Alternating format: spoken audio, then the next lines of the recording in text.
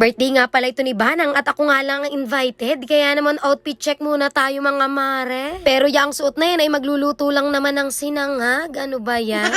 Tapos nangalaglag pa nga ang cellphone ko dyan, kakabidyo. Tapos maya-maya ay dumaan na nga itong tricycle at sumakay na nga ako. Bali, inagapan ko na nga pala ang pag-uwi niyan sa bayan dahil nga ako'y marami pang dadaanan. Tapos saktong dating ko naman dito ka na JR ay nasa pintuan pa lamang ako ay nangangabong na nga itong kanilang spaghetti na nilalagay nga dito sa lagayan. Dahil ang eksena nga nito ni Banang ay sa pansul nga raw siya magpapakain or doon nga daw siya maghahanda. Kaya naman maaga pa lamang ay nagpaluto na nga siya kay nanay nitong mga pagkain na dadalhin nga namin sa pansul. Kaya naman makalipas nga laang ang 30 minutos ay nag-akit na nga ako kay Banang nakako ay pumunta na nga kami ng pansul para nga makapagluto na nga ako nung kanyang sinanga. At dahil malapit nga lang ito sa palengke kaya naman hindi pa rin nakahanda yung mga ricados na aming gagamitin kaya naman dumaan nga muna kami sa Jojo. At pagkatapos ay dumiretso na nga kami sa pansul at sa mga puntong ito ay nandito na nga kami sa harap ng bahay nila Banang. Kaya naman agad-agad na namin kinuha itong mga dala naming mga gamit at pagkain at pinasok nga dito sa loob ng bahay. Tapos syempre pagkadating-dating ko dito ay hindi na nga ako nagpatumpik-tumpik at hinanda ko na nga itong mga ricados na aking gagamitin para sa sinangag ni Banang. At bali inuna ko nga palang igayak itong carrots na nagpasakit nga ng aking liig. Dahil nung bumibili nga kami sa Jojo ay napakalayo nga ng pwesto nito at magkaka-stipnik pa ata ako. Dahil nga yung kanyang pwesto ay nasa bandang ilalim tapos andun pa sa may kahulihan.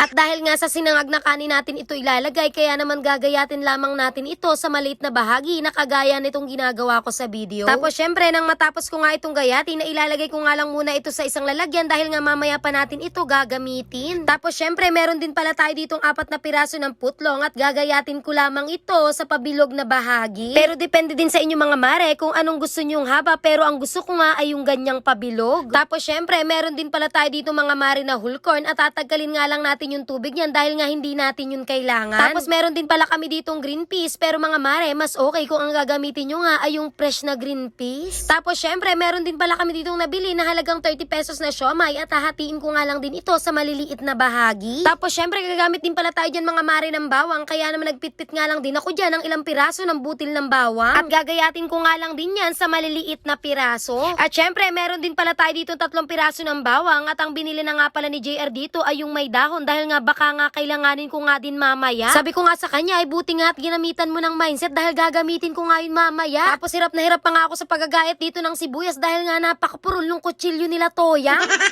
At ang matapos ko nga igayak itong mga sangkap na ating gagamitin ay nag-umpisa na nga akong iprito itong ating mga ginayak kanina. Bali ang inuna ko nga pala ay itong mga putlong. Bali hinayaan ko nga lang yan dyan sa apoy hanggang sa maprito nga ng tuluyan. At tignan nyo naman napakaganda ng aking tagahawak ng plato at nasusura na nga sa akin at panay nga na naman ang aking video.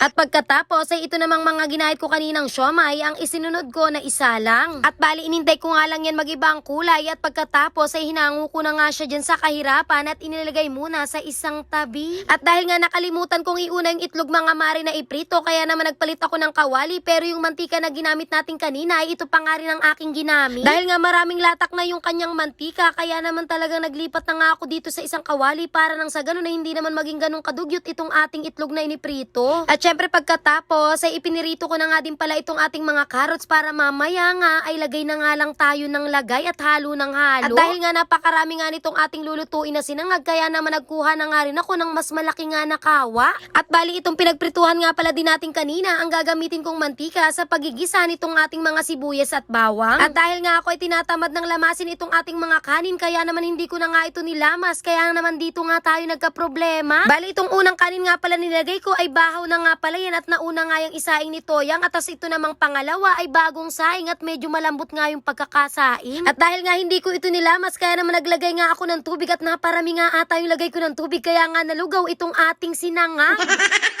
Tapos syempre naglagay na nga din pala ako dyan ng oyster sauce, magic sarap at naglagay nga din ako ng konting toyo para nga magkakulay itong ating sinangag. Tapos sa mga oras na ito ay talaga namang pawis na nga ang lahat nga ng parte ng katawan ko, ultimo nga ang aking singit.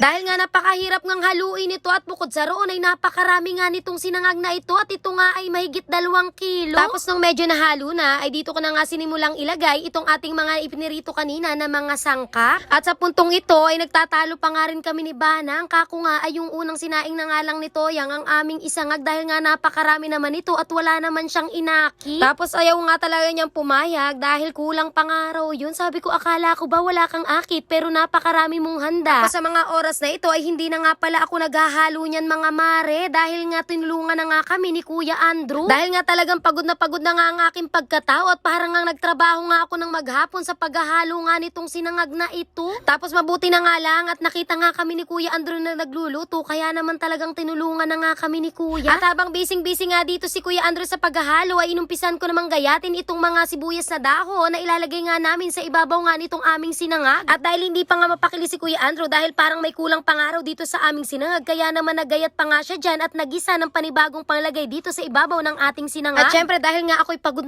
na kaya naman sabi ko naman kay Banang ay siya na nga ang magprito nitong mga Shanghai na ginawa nga ni Toyang. At sa mga oras na ito ay talagang gigil na nga itong ating birthday girl dahil nga nasasalingsing na nga siya sa mga batang nandito dahil nga yanong iingay. At syempre pagkatapos ni Banang magprito ng Shanghai ay ako naman ang nagprito nitong mga chicken na pang Jollibee. Dahil syempre yung gayat nga nito ay kasing laki nga ng Jollibee tapos yung lasa ay hindi rin naman nagkakalayo sa lasa ng Jollibee. Dahil si nanay nga ang nagmarinate ng mga chicken na ito at paborito nga naming magkakaibigan ang timpla nga ni nanay. At sa mga oras na ito ay nakahanda na nga pala ang mga pagkain at nandito na nga rin pala yung mga bisita ni Banang na hindi mga inaasahan. Dahil nga hindi naman talaga nag-invite si Banang pero dahil nga marami kaming kaibigan at ako nga ang kasagwat nila ay alam ko nga napapunta nga sila dito dahil sinabi nga nila sa akin kagabi at wag ko nga raw sabihin kay Banang. Kaya naman sabi ko kay Banang ay medyo dagdagan nga yung handa para naman kung meron ngang dumating na bisita ay meron ngang ihahain. Bali dumating nga pala itong mga ito ay hindi pa nga kami tapos magluto kaya naman nung matapos na nga kaming magluto ay kako ay magpakain na nga. Pero bigla nga naming naalala na wala pa nga palang paper plate kaya naman nagantay pa rin sila ng mga ilang minuto bago nga makakain. Tapos syempre pagkatapos kumain ay ano pa nga ba ang gagawin kung hindi nga magtagay ng kaunti? Dahil nga sa pamilyang to ay hindi nga talaga pwedeng walang inuman kapag nga may handaan. Dahil nga ang lahat ng miyembro ng pamilyang ito ay halos lahat nga ay magiinom.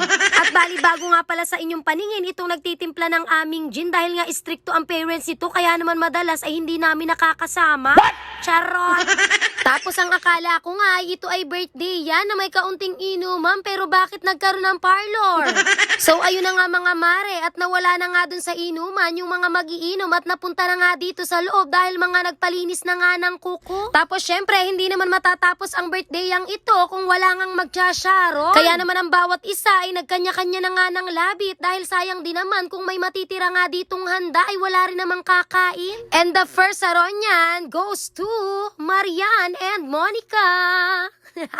At halos lahat naman kami meron dyan mga mare pero hindi na nga lang nakuha ng video. Bye-bye!